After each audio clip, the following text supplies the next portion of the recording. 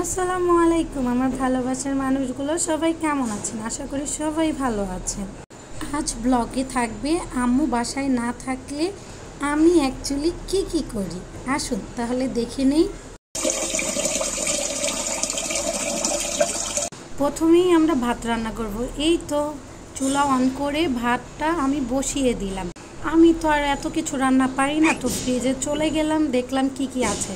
তো ভাবলাম আমি যখন ভর্তা ডাল এইগুলো পারি, তো বেগুনটা নিয়ে নিলাম, ডালটা নিয়ে নিলাম, ধনেপাতা পেঁয়াজ মরিচ সব কিছু নিয়ে নিলাম। এই তো ডাল ভর্তা ডাল রান্না করার জন্য ডাল নিয়ে নিলাম। ডালগুলো কিছুক্ষণের জন্য ভিজিয়ে রেখে দিলাম।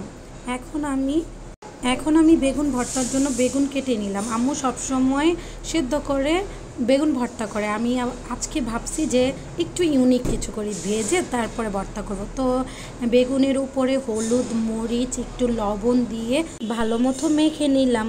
অ্যাকচুয়ালি আমি তেমন রান্না পারি না, তো আমার এটা বলতেও খারাপ লাগে না, কারণ আমি যতটুকু পারি অতটুকু আপনাদের সাথে শেয়ার করতে আমার ভালো লাগে। বেগুন মাখানোর পর দেখে আমার হাত হলুদ হয়ে গেছে, তো একটু ধুয়ে নিলাম। এই তো ম্যারিনেট করা সেই। তারপর আমরা পেঁয়াজ কাঁচামরিচ টমেটো ধনেপাতা নিয়ে কেটে নিব। আমার ভাতও বলক এসে পড়েছে, মানে হওয়ার পর্যায়ে। এক হাতেই সব করতেছি, এইটাও দেখছি, ভিডিও করছি, আবার কাটাকাটিও করতেছি। এর মধ্যে না আমি ডালে না মরিচ দিব, এগুলো না আমি না একদম কেটে ফেলছি। পরে যদি ঝাল হয় ওইগুলো ফেলে আবার 2টা কাঁচামরিচ নিছি। ভাগ্যিস কাটতে কাটতে ভাতগুলো নরম হয়ে যায়, কারণ নরম হলে ভর্তা দিয়ে ভাত খেতে মজা লাগে না। এই তো ডালগুলো লবণ দিয়ে একটু সেদ্ধ করতে বসিয়ে দিয়েছি। আরেকটা প্যানে আমি কড়াই বসিয়ে তেল দিয়ে দিয়েছি বেগুন ভাজার জন্য। আমার বেগুনের এক পিঠ হয়ে গেছে, আরেক পিঠ ভাজার জন্য আমি উল্টিয়ে দিচ্ছি। অ্যাকচুয়ালি আমি তেলটা না পরিমাপটা জানি না, এর জন্য আরেকটু দিয়ে দিলাম।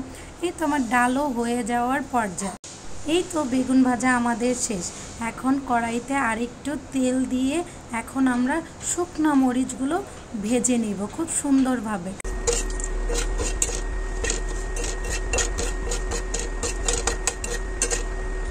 এই তো ভাজা শেষ, এখন ডাল বসিয়ে দিব। এখন আস্তে আস্তে করে ডালে সব উপকরণ দিয়ে দিব। ফার্স্টে লবণ আমরা দিয়ে দিলাম, তারপরে হলুদ গুঁড়ো, তারপরে সামান্য মরিচ গুঁড়ো, তারপরে পেঁয়াজ কুচি, টমেটো কুচি করে দিয়ে দিব, কারণ আম্মু চাইছে যে টমেটোর ডাল খাবে। ডাল ভর্তা করার জন্য সেদ্ধও হয়ে গেছে। রসুন নিতে ভুলে গেছিলাম, রসুনও নিয়ে গেলাম। আলহামদুলিল্লাহ ভাত হয়ে গেছে, ভাতটা সুন্দর করে হয়েছে, সব কিছুই হইতেছে। এখন আমরা ভর্তার জন্য পেঁয়াজ কুচি এবং কি কাঁচামরিচ নিয়ে মেখে নিব।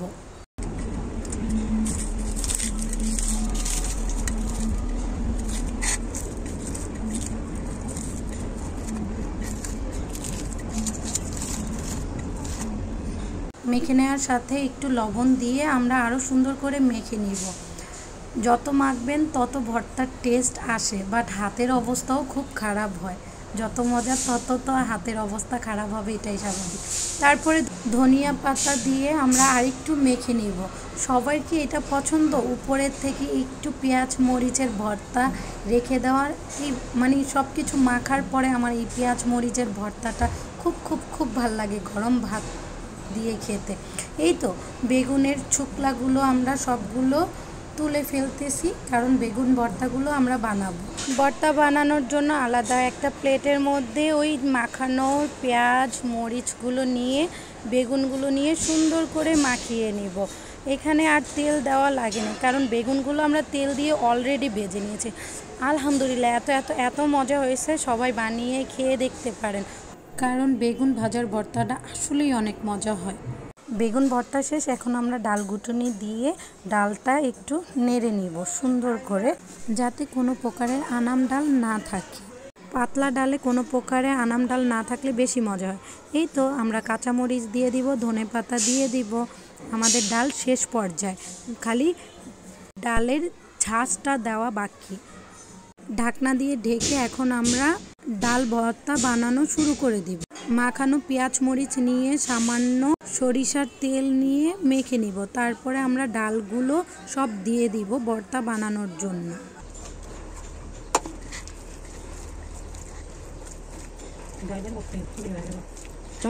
এই তো ডাল ভর্তাগুলো আমাদের মাখার শেষ পর্যায়ে সুন্দরভাবে মেখে আমরা রেখে দিব।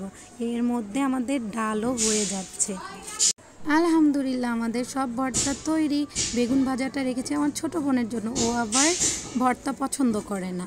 একটা প্যানে আমরা তেল দিয়ে দিলাম, কারণ আমরা এখন ডালের ঝাঁঝ বানাবো। ঝাঁঝের জন্য আমাদের পেঁয়াজ লাগবে, রসুন লাগবে আর একটা কাঁচামরিচ ছিঁড়ে দিব। এই তো সুন্দর করে এখন আমরা ভেজে নিব।